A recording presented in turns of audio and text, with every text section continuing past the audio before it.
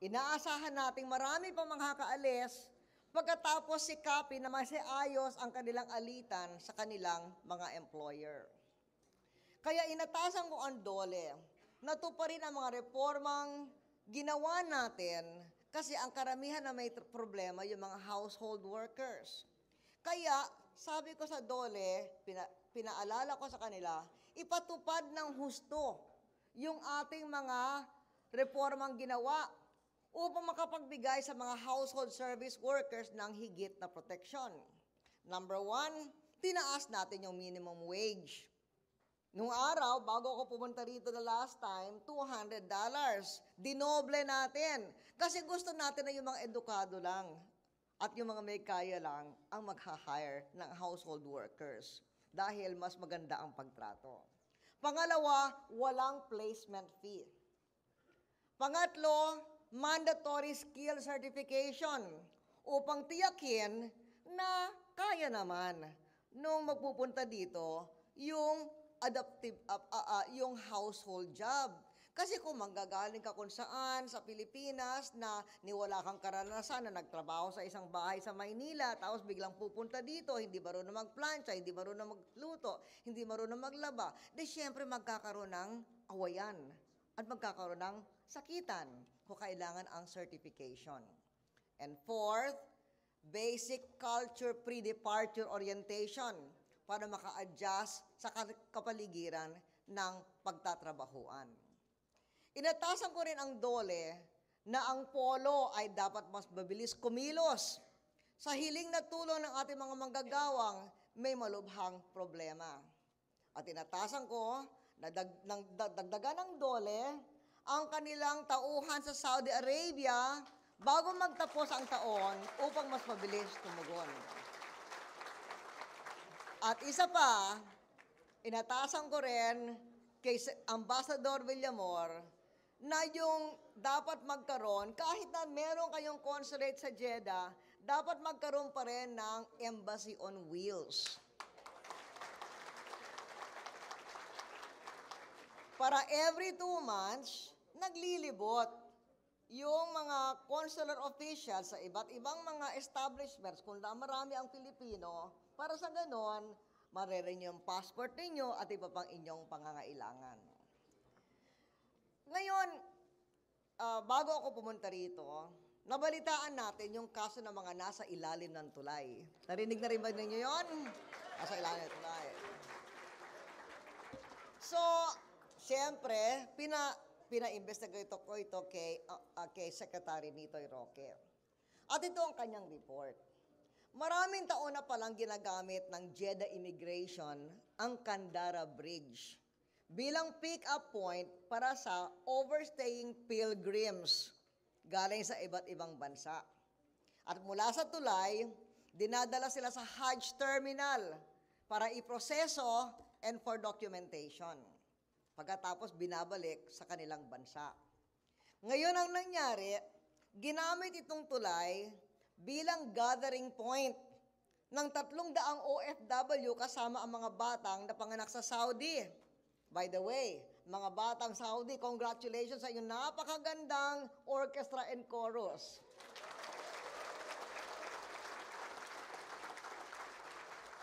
Bunga pala ng kombinasyon ng iba't ibang mga Philippine schools dito. Congratulations. So, yan ang mas typical, pero meron ding ilan na mga anak na namumroblema ang magulang, pati anak namumroblema rin. At ito na nga kasama doon sa mga nagpunta sa ilalim ng tulay.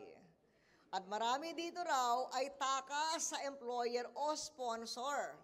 At ilan daw sa kanila ay matagal nang nag-freelance o nagpa-part-time o nagne-negosyo.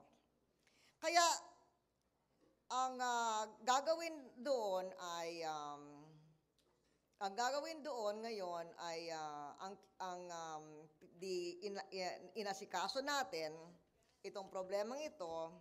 At ako naman ay nasisiyahan na dito sa 300, ma-report na mga 100 na kababaihan at mga bata ay nakauwi na.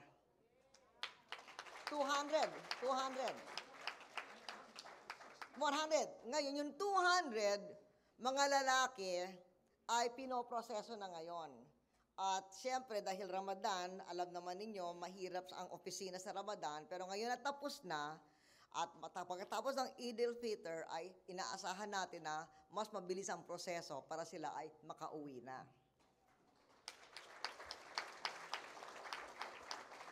Pero ito ay isang leksyon. Kaya inatasan ko si Ambassador Villamor na makipag-ugnayan sa iba't ibang ahensya ng pamalaan upang mas mabilis ang pag-asikaso sa ating manggagawang may problema. At inatasan ko ang DFA, si Secretary Romulo, ang DOLE, si Secretary Roque, pati na rin ang NBI.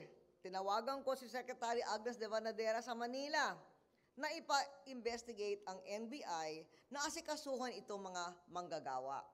Hindi lang yung 66 women and 31 children who have rejoined their families in the Philippines, pati na rin yung mga nalalabing 200 na nasa final stage of processing para maiuwi, ay ano ba ang problema talaga? Bakit tumakas? At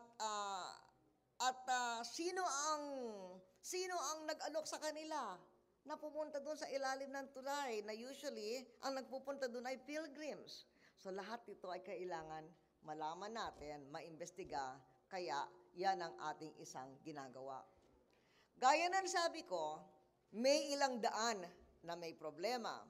Kaya yan ang ginagawa ko, nakikipag-usap, pati yung mga hotel workers natin dito, ay kausap kanina at kausap ni Ambassador Villamor.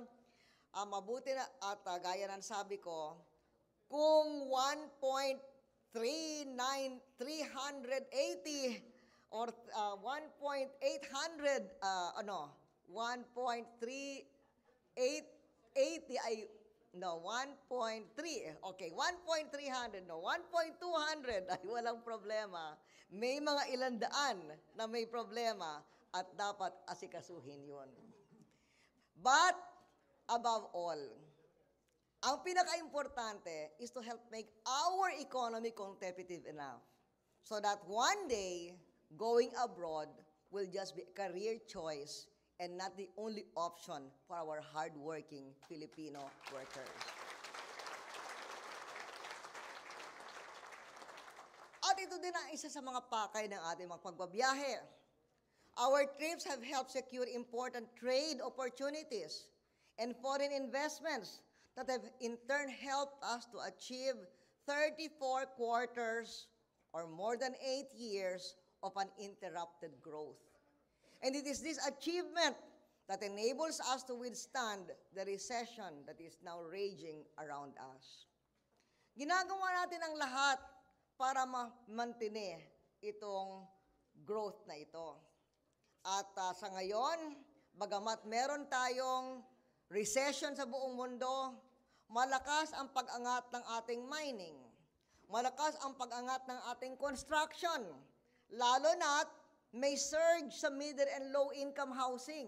And by the way, marami doon sa housing, kayong OFW rin, ang mga bumibili. Maraming salamat doon. Pati consumption ng pamalaan na nanggaling sa pamalaan ay umangat din. Dahil tinaas natin ang sweldo ng mga nagtatrabaho sa pamalaan at meron tayong programang Pantawid Pamilya para sa mga pinakamahihirap na pamilya ng ating bansa. At umaangat din yung ating business process outsourcing at call center industry na lumaki mula 5,000 employees noong 2001 hanggang halos 500,000 employees ngayon. So, ganun kalaki ang increase in an 8-year period. At syempre, isang malaking pinanggagalingan din ng ating GNP growth rate ay yung mga remittances galing sa inyo na napaka-importante sa ating ekonomiya. At itong taon, aabot sa record high. Sa kabila ng sinabi ng mga dalubhasa na bababa ang inyong remittances, tumataas at aabot sa record itong taong ito. Maraming salamat sa inyong lahat.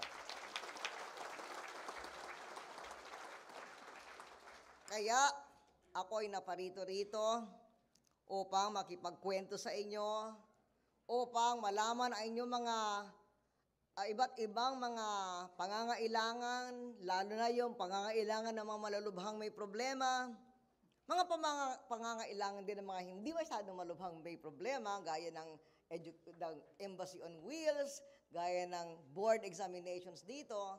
Pero higit sa lahat, para magpasalamat sa inyong malasakit, para sa inyong pamilya, para sa inyong trabaho, at para sa inyong bansa.